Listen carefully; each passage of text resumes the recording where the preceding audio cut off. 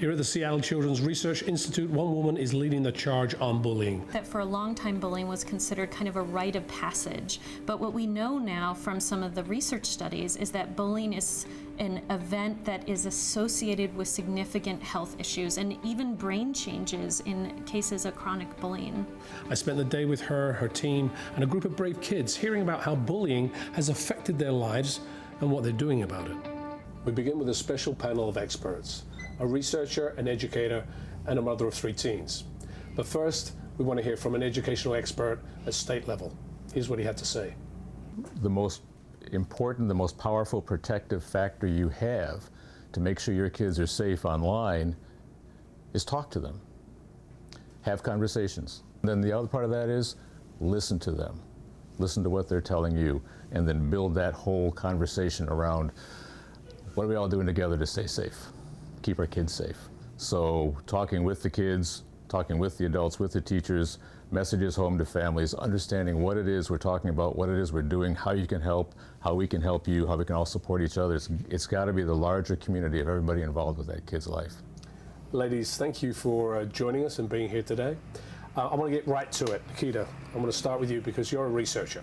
Yes. What's the research show about this situation today? We know that bullying is associated with short-term and long-term consequences for both the person that's being bullied as well as the perpetrators. And so some of those consequences can be anxiety, depression, an increase in alcohol and substance use, lower grades, as well as just skipping school altogether.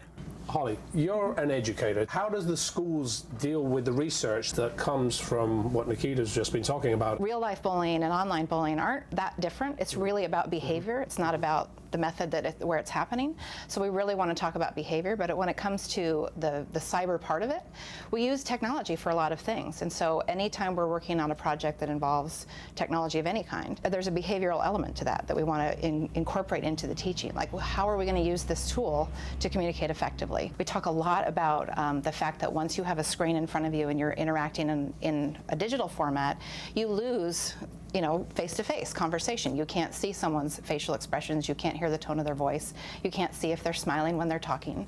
You have to interpret what they're saying in a very different way when it's text only or when it's through some digital medium. So there's lots of opportunities in the work we do as educators that give us a chance to talk about what's the behavior that we want to see in this space so that we give kids the tools to practice. What I like to talk to kids about is that whole idea of when you're in a group and you're in a situation where you're witnessing something.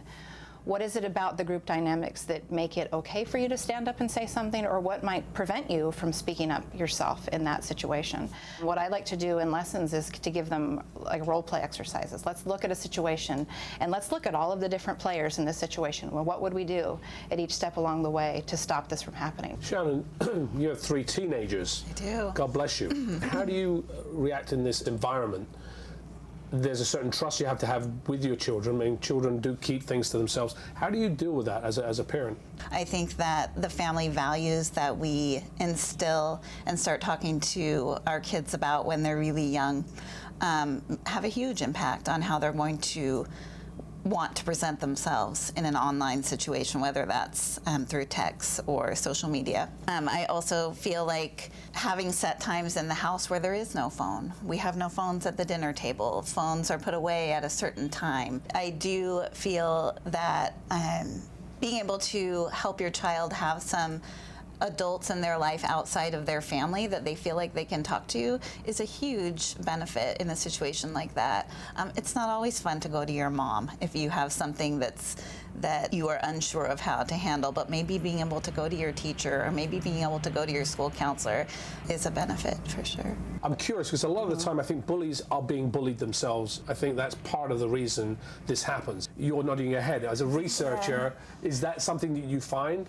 Yeah, I think it's important for us to acknowledge that a lot of the kids who are bullies have been victims of bullying themselves.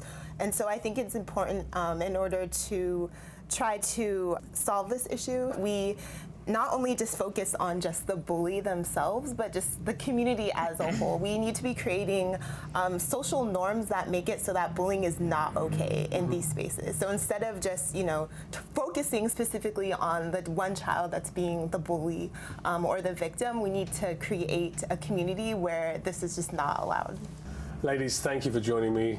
And that was a lot of useful information. Thank you very much. Thanks for having us. Thanks for having us. Thank you.